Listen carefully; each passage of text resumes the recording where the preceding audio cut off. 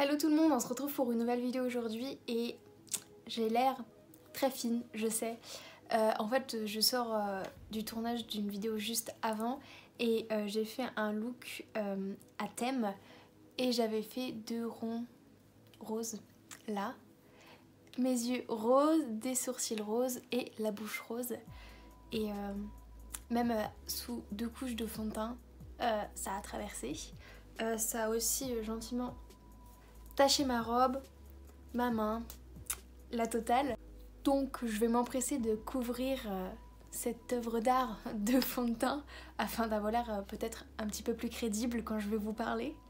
Donc aujourd'hui je vais reproduire un look d'une youtubeuse instagrammeuse qui s'appelle Antoinette. Je vais vous mettre une photo du look quelque part sur l'écran.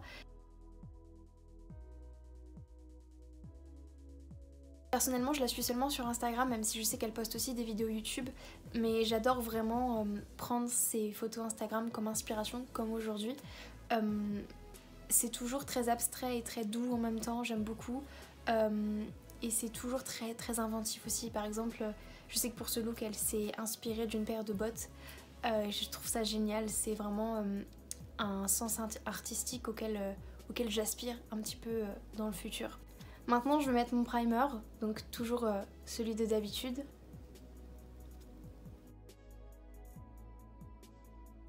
Je vais maintenant m'atteler à ces satanées taches et j'ai peur que mon fond de teint soit éventuellement pas assez couvrant et qu'on les voit à travers, ce qui serait vraiment très embêtant pour le look parce que je vais pas mettre beaucoup de blush. Donc je vais passer déjà auparavant avec un correcteur en dessous. Donc j'utilise celui de chez Shop Miss A. Il est extrêmement nul à travailler, il est très, on dirait la peinture en fait, mais il a cet avantage d'être très couvrant et il est très pâteux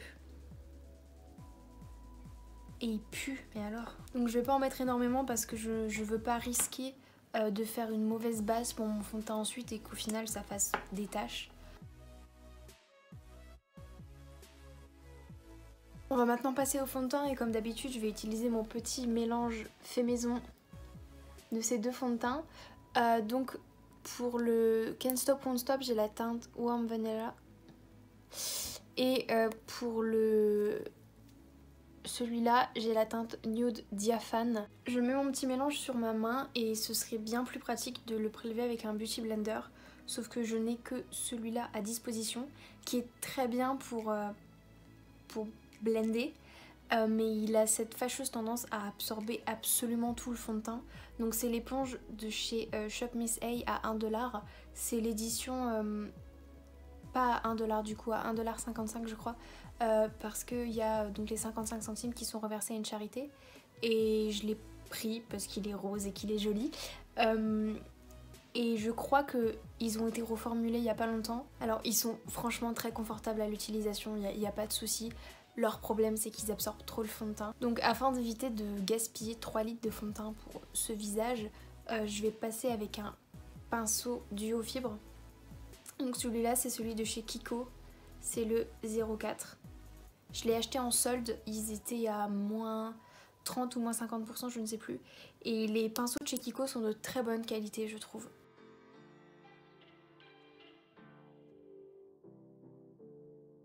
Je fais ultra jaune à la caméra, mais on peut voir j'ai plutôt bien fait. Enfin, je pense encore heureux que j'ai mis le correcteur en dessous du fond de teint parce qu'on les voit encore. En fait, je vais être obligée de repasser une couche, je pense.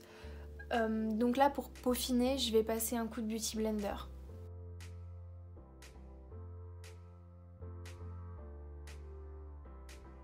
Bon voilà, c'est toujours pas parfait, mais je pense qu'au bout d'un moment, on pourra pas faire mieux. Maintenant je vais passer à mes sourcils et puis je vais les brosser avec un petit goupillon parce que je pense qu'il y a plein de fond de teint dedans.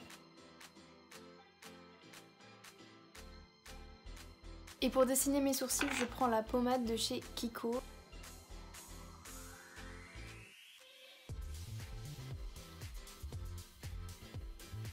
Donc je finis de tracer mes sourcils avec la crème de chez Kiko. Maintenant j'ai un petit peu débordé parfois, donc je vais venir préciser la forme avec la petite décoction maison qui me reste sur la main et un pinceau plat et fin.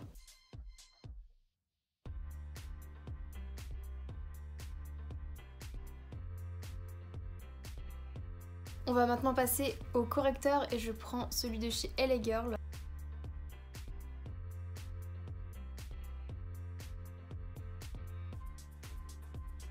Maintenant je vais venir fixer mon correcteur avec la poudre de chez NYX et je vais tout simplement tremper mon Beauty Blender dedans. Je vais utiliser ça seulement pour mon correcteur parce que sinon après ça va être trop sec pour le reste de mon visage.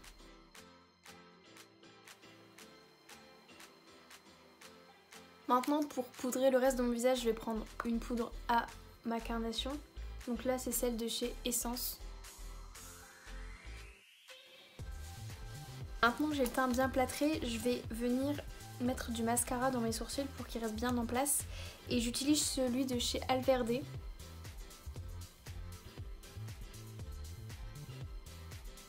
On va passer au contouring et j'utilise toujours cette palette.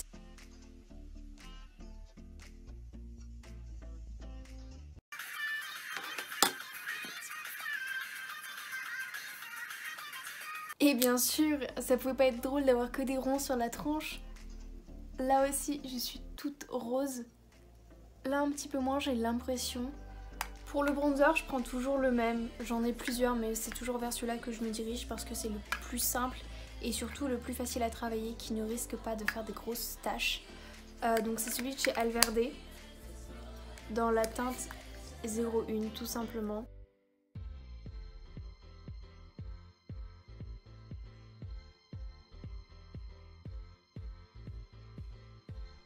Donc pour le blush, je vais utiliser mon préféré du moment. C'est le Morningstar Biscuit de chez Kiko. Donc voilà, c'est ce pêche abricot complètement brillant, hein, mais vraiment il donne un effet bonne mine direct. Donc je vais essayer de pas trop en mettre non plus parce que je voudrais pas que ça vienne un petit peu déstabiliser ce que je vais faire par au-dessus. Pour l'highlighter, je le ferai à la toute fin. De toute façon, généralement quand je me maquille, je le fais vraiment à la fin. C'est la touche que j'aime bien mettre en dernier. Maintenant, on va passer au clou du spectacle. Je vais faire le dessin qui part de là, comme ça, et qui descend ici sur les deux yeux. Et pour commencer, je vais partir avec un bleu assez simple et un pinceau plat. Et pour commencer, je vais utiliser la palette 35B et je vais utiliser ce bleu là.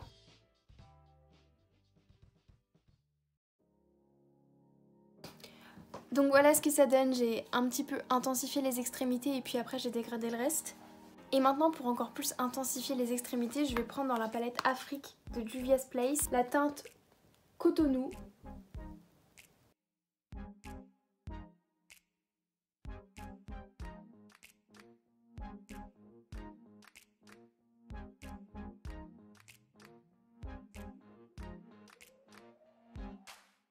Donc voilà ce que ça donne quand tout est dégradé.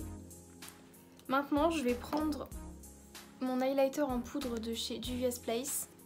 C'est le Royalty 2. Donc ce que je vais faire avec cet highlighter, c'est que je vais prendre un petit pinceau comme ça, éventail. Alors ça je l'ai acheté dans un kit de nail art et c'est encore une fois un pinceau de chez Adopt. Donc c'est un petit éventail comme ça. Je vais le spray de Fix Plus et je vais tremper le pinceau dans l'highlighter. Alors du coup ce que je vais faire avec l'éventail là, c'est que je vais venir faire hop, des petits points un petit peu partout.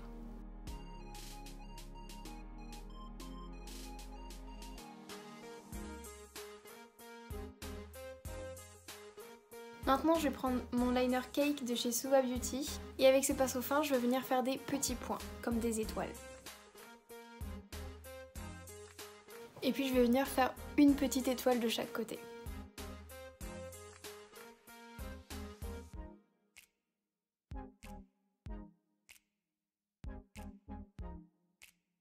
Je vais juste reprendre ce pinceau encore une fois et le bleu Côte d'Ivoire de la palette Afrique de Juvia's Place pour mettre dans mon ras de cils inférieur.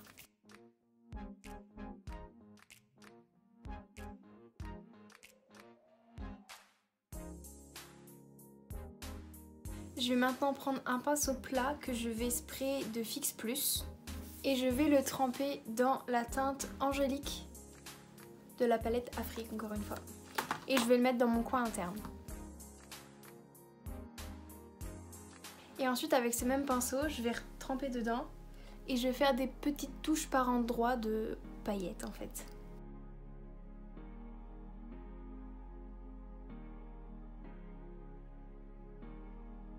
On va passer au mascara. Donc j'ai mis mon mascara, sur la photo elle a des faux cils assez naturels. J'ai honnêtement pas envie d'en mettre pour ce look. Ça pourrait être bien pour rehausser mon regard mais j'ai peur de mal les poser et de tout détruire. Donc j'aime beaucoup comme ça et ça restera comme ça.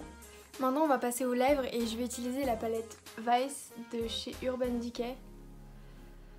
Pire emballage du monde, je la touche à peine et déjà plein de traces de doigts, c'est affreux.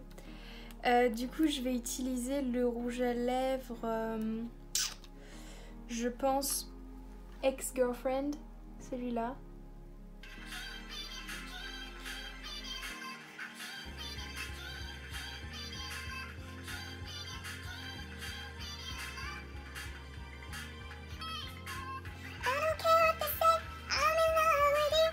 Pour l'highlighter je vais utiliser celui de chez MAC, le Soft Frost.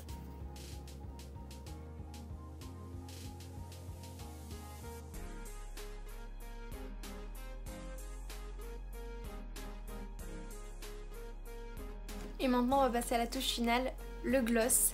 Donc je vais prendre, comme d'habitude, on change pas les bons classiques, le Gloss Bomb de chez Fenty Beauty.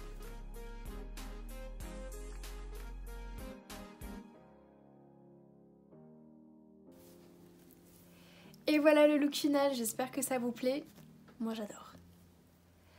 Ça brille, c'est joli.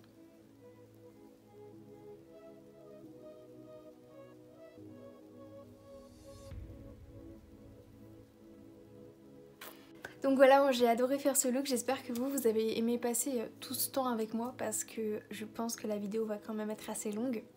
Et dans les commentaires, profitez-en pour me dire donc si vous avez aimé et si vous préférez quand je parle plutôt en voice-over, c'est-à-dire quand j'enregistre un son par au-dessus ou quand je parle comme ça de manière naturelle. Je sais que le son n'est pas optimal, c'est le micro de mon iPhone. J'ai essayé un petit peu d'insonoriser le tour, etc. Mais bon, ça peut pas être aussi bien qu'un vrai micro. On verra par la suite. J'ai déjà pas de trépied, je mets ça sur des livres, donc chaque chose en son temps. Mais donc dites-moi si vous préférez quand je parle plus librement comme ça ou quand j'explique de manière plus concise. Moi j'aime bien les deux, j'avoue que comme ça c'est sympa, je suis posée, j'explique bien, je dis ce que je pense des produits. Et puis n'hésitez pas à partager la vidéo et à me dire aussi si vous avez des idées de vidéos, ça me ferait plaisir de faire des vidéos que vous attendez vraiment. J'ai déjà plein d'idées, mais voilà, donnez-moi des suggestions. En prochaine vidéo, j'aimerais bien éventuellement faire une petite revue de la marque Juvia's Place. Ça commence à être pas mal connu en France. Et j'aimerais bien un petit peu vous montrer la collection que j'ai de cette marque. J'en ai utilisé pas mal là d'ailleurs dans ce look. Donc si jamais ça vous intéresse, mettez un pouce en l'air et puis ce sera peut-être la prochaine vidéo. Bon bah voilà, je vous invite à vous abonner et puis je vous dis à une prochaine fois.